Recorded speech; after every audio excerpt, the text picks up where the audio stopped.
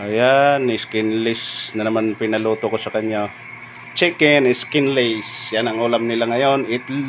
Itlog at chicken skinless. Egg at chicken skinless. Yan o, marunong na siya magplaster o. Arrangement. Ayan. Yan yung ulam nila ngayon. Skinless chicken. Pwede mo naman kamayin yan basta maghugas ka. Ganon. Para mas mabilis kasi pag ganyan kasi kailangan mabilis ka, ha? Ayan, lota, tinuruan ko siya paano. Ayan. Lagay mo na yan doon. Ayan, tinuruan ko na siya.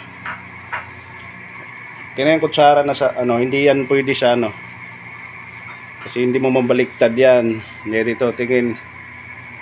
Skinless, ganito, pag kumulo na yung tubig na ano mo, baliktad mo yan, ganun pag baliktad, ha. Tingin mo mabaliktad, ganyan ang kulay, di ba?